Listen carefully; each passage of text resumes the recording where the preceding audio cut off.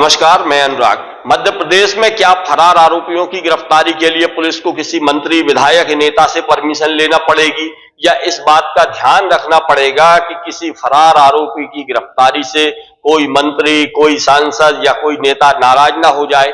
कम से कम सागर के खुरई में बांदरी थाना पुलिस द्वारा किए गए एक फरार आरोपी की गिरफ्तारी के बाद तो कम से कम ऐसा ही लग रहा है। जहां एक ढाबा पर फायरिंग, तोड़फोड़ के साथ ही एक पुलिस अधिकारी पर किए गए कथित हमले के मामले में एक आरोपी नेता की गिरफ्तारी के बाद मध्य प्रदेश सरकार के एक मंत्री भड़क उठे और नाराजगी जताते हुए गिरफ्तारी को दुर्भाग्यपूर्ण बता दिया। खुरई के बांदरी थाना पुलिस ने लोधी छत्री महासभा के युवा प्रदेश अध्यक्ष व भाजपा नेता और जिला पंचायत सदस्य सर्वजीत लोधी को गिरफ्तार किया था। लोधी पर 2 साल पहले एक ढाबे में तोड़फोड़, एएसआई से मारपीट और हवाई फायरिंग का आरोप था। वह इस मामले में लंबे समय से फरार चल रहे थे और उन पर 3000 रुपए का पुलिस ने इनाम घोषित कर रखा था। पुलिस के अनुसार आरोपी को खुरई जेल गिरफ्तार करने के बाद भेजा गया है। सर्वजीत सिंह लोधी पर 2 वर्ष पूर्व ढाबा पर फायरिंग और तोड़फोड़ करने के आरोप में मामला दर्ज था और इसी मामले में जिले की बांदरी पुलिस ने उसे गिरफ्तार किया था। यह घटना 23 जुलाई 2024 को बांदरी के नेशनल हाईवे 44 पर स्थित सौरभ ढाबा पर हुई थी। आरोप है कि सर्वजीत लोधी ने अपने साथियों के साथ ढाबे पर हवाई फायर किए, तोड़फोड़ की और मारपीट की थी। इस दौरान उन्होंने वहां खाना खा रहे एएसआई देवेंद्र कुमार श्रीवास्तव पर गोली भी चलाई थी, जिसमें वे बाल-बाल बच गए थे। आरोपी ने एएसआई को लात भी मारी थी। ढाबा संचालक सौरभ साहू की रिपोर्ट पर बांदरी पुलिस ने जिला पंचायत सदस्य सर्वजीत सिंह सहित उसके साथियों पर मामला दर्ज किया था। पुलिस ने सर्वजीत लोधी को गिरफ्तार कर मालथौन न्यायालय में पेश किया था, जहां से उन्हें खुरई उप जेल भेज दिया गया। जैसे ही आरोपी को गिरफ्तार किया गया था तो तत्काल बाद ही गिरफ्तारी का विरोध मध्य प्रदेश सरकार के मंत्री प्रहलाद पटेल ने सोशल मीडिया मंच एक्स पर जताया था। उन्होंने अपनी पोस्ट में लिखा, सागर जिले में जिला पंचायत सदस्य एवं लोधी छत्री महासभा के युवा प्रदेश अध्यक्ष प्रिय सर्वजीत सिंह की सागर पुलिस द्वारा गिरफ्तारी दुर्भाग्यपूर्ण है। 2 वर्षों से इस प्रकरण में असमंजस बनाए रखा गया और फिर गिरफ्तार करना यह सिर्फ अपमानित करने की कोशिश है। मैं ऐसी कार्रवाई की निंदा करता हूं। इस मामले में थाना प्रभारी सुमेर जगत ने बताया कि वर्ष 2024 में सौरभ ढाबा पर करीब 8 लोगों ने हंगामा कर तोड़फोड़ की थी। जिला पंचायत सदस्य सर्वजीत सिंह ने फायरिंग की थी, जिसमें आर्म्स एक्ट सहित अन्य धाराओं के तहत मामला दर्ज किया गया था। मामले में 2 आरोपियों को पहले गिरफ्तार कर लिया गया था और रविवार को सर्वजीत सिंह को गिरफ्तार कर जेल भेजा गया है। अन्य आरोपियों की गिरफ्तारी भी जल्द होने की बात उन्होंने कही थी। इस मामले में बताया गया है कि ढाबे पर फायरिंग और तोड़फोड़ की घटना का एक वीडियो भी वायरल हुआ था, जिसमें फायरिंग और तोड़फोड़ के साथ ही सब इंस्पेक्टर से अभद्रता करते हुए आरोपीगण नजर आए थे। फायरिंग में सब इंस्पेक्टर बाल-बाल बचे थे।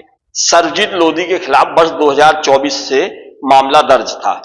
इस दौरान वे खुलेआम घूम रहे थे, मंत्रियों, नेताओं के साथ, विधायकों के साथ मंच पर नजर आ रहे थे और पुलिस इस मामले में उन्हें गिरफ्तारी करने से बच रही थी।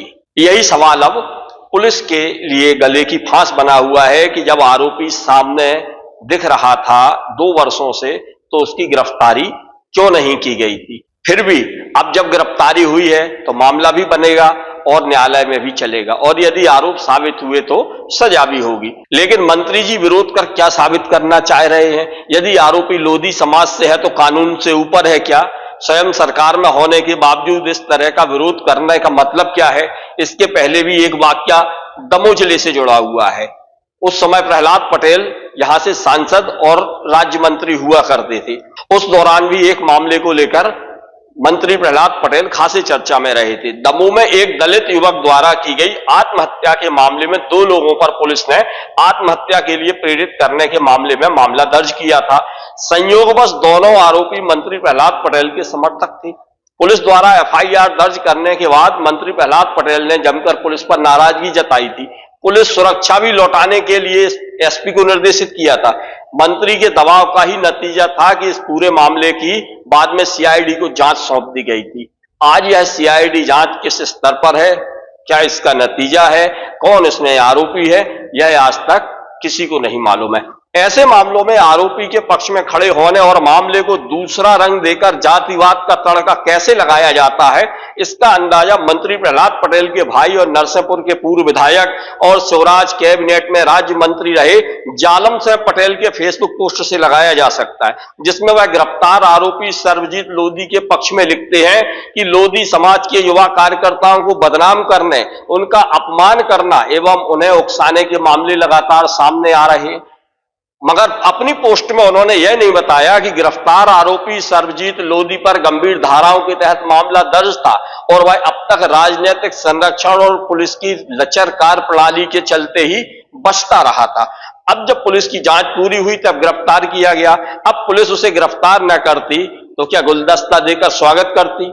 पूर्व मंत्री की इस पोस्ट के बाद सागर नरसिंहपुर में आरोपी सर्वजीत के पक्ष में ज्ञापन दिए जाने लगे। सोशल मीडिया पर सर्वजीत लोधी के पक्ष में दनादन पोस्ट डाली जाने लगी, पर यह नहीं बताया गया कि उसके विरुद्ध किन किन गंभीर धाराओं में मामला दर्ज था। पुलिस के खिलाफ नारेबाजी हुई और सर्वजीत की गिरफ्तारी को ही गलत ठहराया जाने लगा।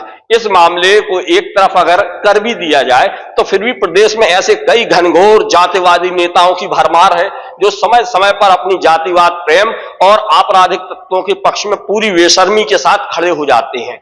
वैसे जनता के बीच और सार्वजनिक मंचों पर जब भी ये नेता भाषण कम प्रवचन देते हैं तो एक बार लगता है कि उनसे ज्यादा न्याय हित और जनहित का पक्षधर कोई नहीं है। पर जब चुनावों का समय हो या अपराधी तत्वों समर्थकों को बचाने का मौका, यह प्रशासन पुलिस पर दबाव बनाने से नहीं चूकते हैं। और दबाव बनाने वाला नेता अगर सत्ता पक्ष का हो या सत्ता का संरक्षण प्राप्त हो तो फिर समझिए कोड़ में खाज की स्थिति बनती है। नेताओं का जाति के पक्ष में कूदना मध्य प्रदेश में कोई नया नहीं है। इसके पीछे सबसे बड़ा मकसद अपनी पार्टी के प्रदेश से लेकर दिल्ली तक केंद्रीय नेतृत्व को यह एहसास दिलाना भी होता है कि देखिए हम अपनी जाति के कितने बड़े नेता हैं और टिकट के समय इसी दबाव का ब्रह्मास्त्र के रूप में उपयोग किया जाता है।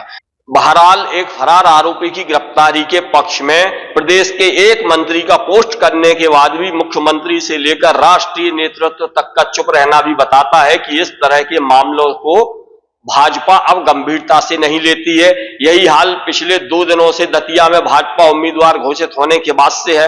सोशल मीडिया जाति आधारित पोस्टों से भरा पड़ा है। यहां भी जातिवाद को लेकर लोगों की भावना को जमकर उभारने का खेल चालू हो गया है। वैसे बुजुर्गों ने कहा भी है कि घनघोर जातिवादी नेता जो होते हैं जरूरी नहीं कि उनके दिल और दिमाग में ही जातिवाद का कीड़ा चलता हो सकता है कि उनके शरीर के कई अंगों में भी वह कीड़ा रेंगता हो।